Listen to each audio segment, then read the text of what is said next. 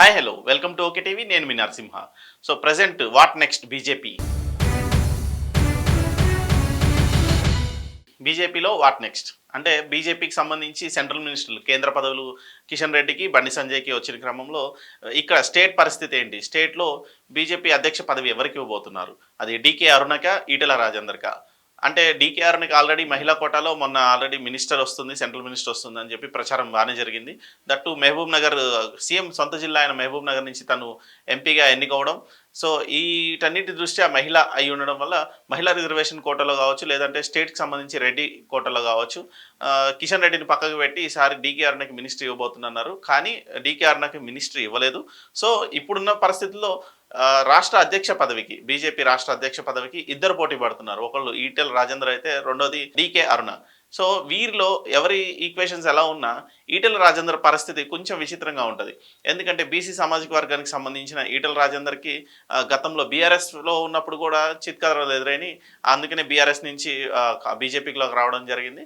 So అతని మీద ఎలాంటి నెగిటివ్ ఇంపాక్ట్ ఉన్నా బీజేపీ నుంచి బీఆర్ఎస్ నుంచి బీజేపీకి వచ్చారనే కొన్ని నెగిటివ్ ఇంపాక్ట్స్ కొన్ని ఉన్నప్పటికీ ఇక్కడ రాష్ట్ర అధ్యక్షులు ఈటెల రాజేందర్ అవబోతున్నారు అనేది ఒక వార్తగా వినబడుతుంది. సో దాని కథ ఏంటో చూద్దాం ఒకసారి. దీని బ్యాక్గ్రౌండ్ ఏంటి, ఈటెల రాజేందర్కి సంబంధించిన స్టోరీ ఏంటని ఒకసారి చూద్దాం. బీఆర్ఎస్ పార్టీకి వారసుడిగా కేటీఆర్ను ఫోకస్ చేయడం అప్పట్లో ఈటెలకు అస్సలు నచ్చలేదంటారు రాజకీయ పరిశీలకులు. అప్పటి నుంచే కేసీఆర్ తీరు పైన, బీఆర్ఎస్ పైన ఓ అసంతృప్తితో ఉండేవారని చెప్తుండేవారు. పైగా ఈటెలకు పార్టీలో చాలా ప్రాధాన్యత ఉండేది. కానీ ఆ తర్వాత సీన్ మారింది. కేటీఆర్ ను ఫోకస్ చేయడమో మరేదేమో కారణమో గానీ ఈటెల బయటికి వచ్చేయడం జరిగింది. అదే ఇప్పుడు టర్నింగ్ పాయింట్ కాబోతోంది. బీఆర్ఎస్ లోనే ఉంటే సీఎం కుర్చీని టచ్ చేసేవారు కాదేమో, కానీ పార్టీ మారి బీజేపీలోకి వెళ్ళిన తర్వాత కనీసం సీఎం అభ్యర్థుల రేసులో ఈటెల పేరు వినిపించింది. ఇప్పుడు ఓ సువర్ణావకాశం రాబోతోంది. కిషన్ రెడ్డి, బండి సంజయ్కి కేంద్ర మంత్రి పదవులు దక్కాయి. వీరిద్దరూ నికార్సైన ఆర్ఎస్ఎస్ వాదులు, అందుకే కేంద్ర మంత్రి పదవులు దక్కాయని చెప్తున్నారు.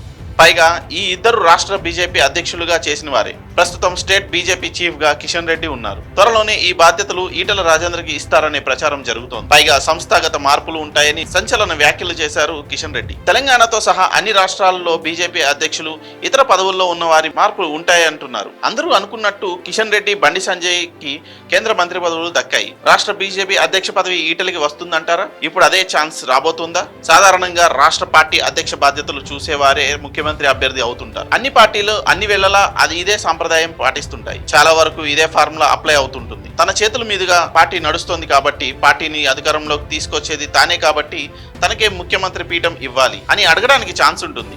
ఈ అవకాశం ఈటెలకు దక్కబోతుంది అంటున్నారు.